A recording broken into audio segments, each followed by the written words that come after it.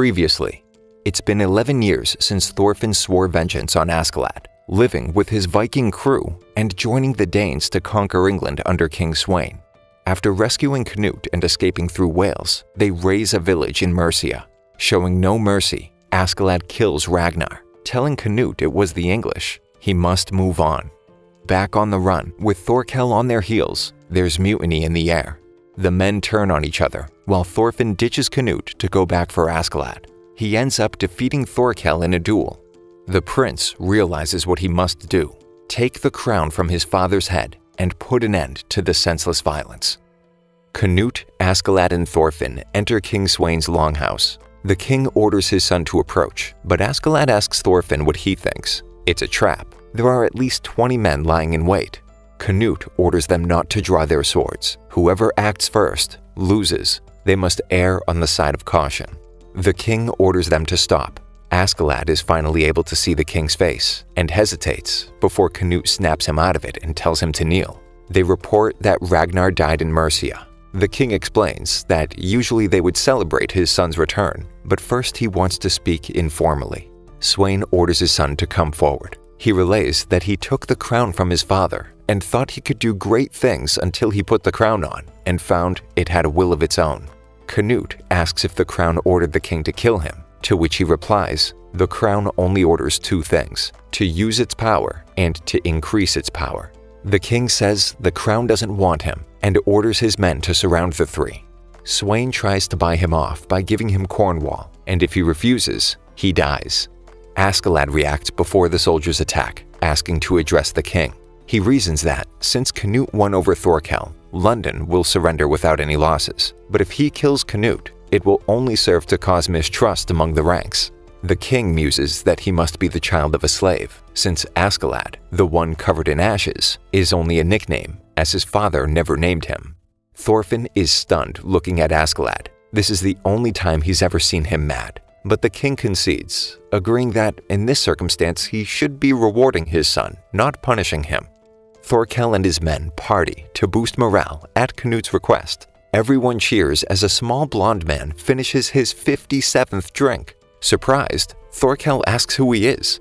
Willibald responds by asking if he's already forgotten. The crowd is shocked upon hearing his name. Nobody recognizes the alcoholic priest now that he's shaved his beard and cut his hair. Discovering he's only 23, they all cheer and continue the festivities. Askeladd confesses to Canute that it will be difficult to kill the king now, knowing what type of man he is, and that they should wait for the right moment. An erratic, overly enthusiastic man, calling himself Gunnar, approaches them and starts kissing up to the prince. It turns out he's Ragnar's brother. He wishes to speak to the prince about a secret plan with him and Ragnar, but finds out about his brother's death. Canute orders him to watch the king. Askeladd doesn't trust him. Two brothers, Askeladd's old followers, approach him to apologize, and he sends them away with gold, making them promise to never pick up a sword again. Somewhere else, Leif is still searching for Thorfinn after 11 years.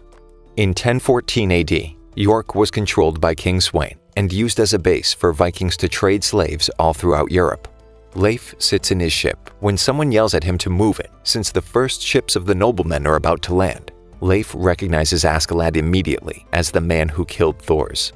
Askeladd muses about the meeting and how they should proceed, saying they should expose the secret. Canute turns to ask what he means, and Askeladd smugly tells him he's going to die, here and now. A hooded man loads a crossbow bolt and fires from the shore, hitting Canute. Askeladd creates panic by yelling that the prince has been shot. When the assassin turns to flee, his path is blocked by Thorfinn, who tackles him to the dock below, killing him in front of Leif. The guards close in and accuse Thorfinn of being the killer. Leif steps forward to confirm it's really him after all these years. The men try to save the prince, only to find out that it's really a slave girl who is used as a double. Askeladd loudly explains that the prince was right to be cautious, since there were obviously people in York who were trying to kill him, angering Floki even more. Thorfinn explains what's been happening over the last 11 years, and how he's still seeking revenge. He asks Leif about Vinland, but he asks him to come home to his family instead. Thorfinn becomes angry, telling Leif that nothing will ever be enough until he kills Askeladd. Askeladd visits Bjorn. He doesn't have much time left. They both agree on something for tomorrow after Bjorn asks about Askeladd's leg, replying that he's still able to hold a sword. All over town, rumors about the attempted assassination of the prince start to spread. Askeladd admits to setting up the assassination and trying to tie the king's hands. The prince agrees it's a good plan, but asks him never to use a double again. Thorkel is also impressed by his scheme. Gunnar, still overly enthusiastic, agrees, but leaves immediately. Askeladd tells Canute not to trust him and has Thorfinn follow him. Gunnar goes straight to the king's house, confirming their suspicions. Thorfinn wants to duel Askeladd before the Imperial Council and his arm heals. The prince agrees to be the witness, but on the condition that it ends when he says it does. A half-dead Bjorn limps towards them, apologizing to Thorfinn that their duel will have to wait until his and Askeladd's is over. Bjorn expresses that his only desire was to be friends, despite Askeladd's disdain for the Danes. Askeladd admits he is his only friend, his best friend, before sending Bjorn to Valhalla. Askeladd somberly tells Thorfinn to come at him. Askeladd throws his sword, provoking Thorfinn to attack. It only angers him, and he lets his guard down while rushing Askeladd, who effortlessly stops him in his tracks. Thorfinn had already lost before the duel even began. Thorkel notes that they must have dueled countless times just by the way each of them fought, wondering the reason for so many duels. Askeladd continues to beat Thorfinn senseless with his bare hands. The prince stops him before he follows through with his sword. The prince wakes up Thorfinn, telling him the duel is over and that he lost. Askeladd sits down and begins to explain why Thorfinn never wins. His rage blinds him, giving away all of his tells. Bjorn was right. Askeladd hates warriors, especially Viking warriors. The first man he ever killed was a Norse warrior, his father. He goes on to tell him how to kill someone you hate.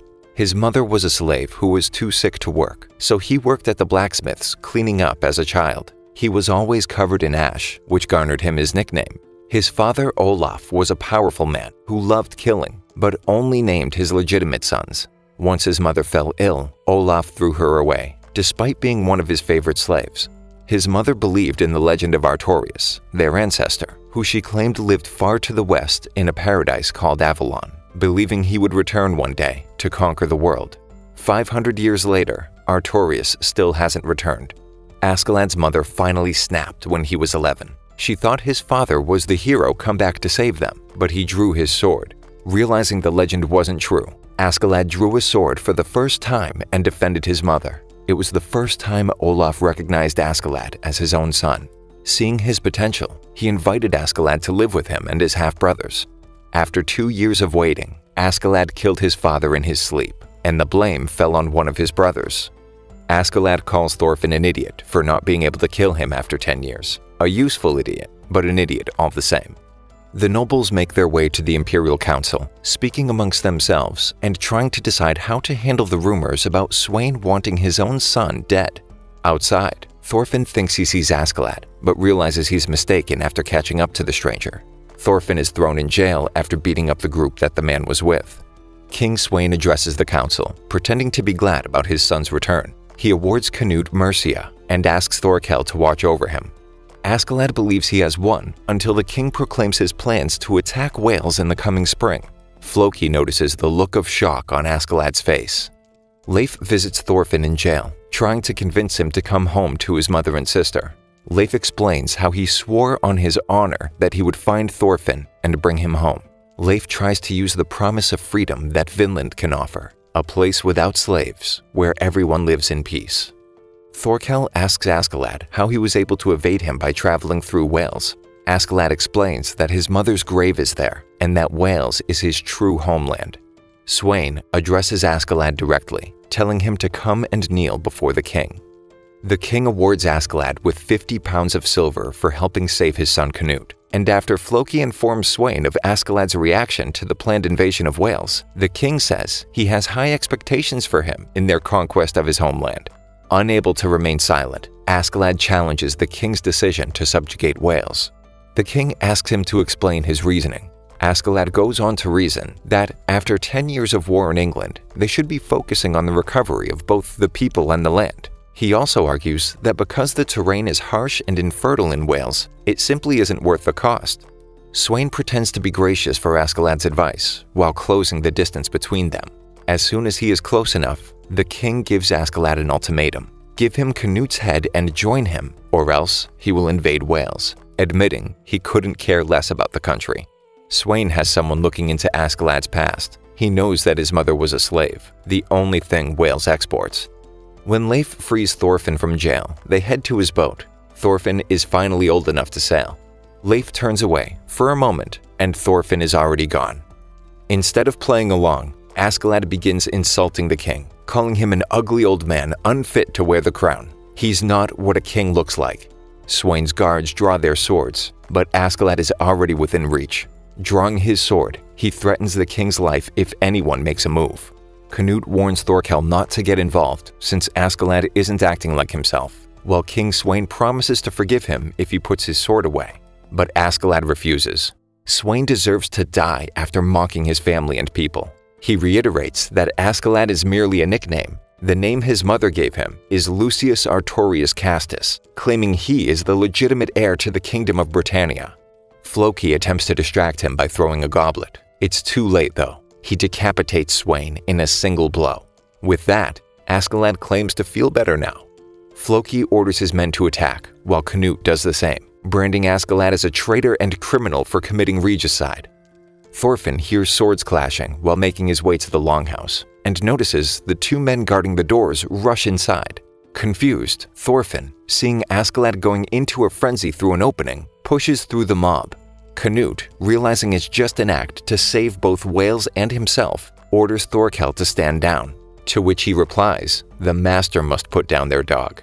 Thorfinn makes it through the crowd, yelling his name, but is told to stay back. Before Thorfinn can reach Askeladd, Canute pierces his heart with a sword. Askeladd offers Thorfinn his life, but he won't accept it. Not like this. Askeladd tells him to go. Leave. Go further than Thor's did. That is his true fight. He never thought about the future after finally getting revenge. Canute addresses Thorfinn, knowing he won't forgive him, and tells him to go wherever he wants. Turning to face him, Thorfinn is broken over Askeladd's death and lunges at the prince, cutting his face while Thorkel subdues him. Canute puts Floki in his place, while the prince takes up the crown and declares himself king. While the guards drag Thorfinn out, he finally lets go of his father's dagger. His whole life flashes in the reflection of the blade before it hits the ground. Thank you for sticking until the end. Subscribe for more videos like this.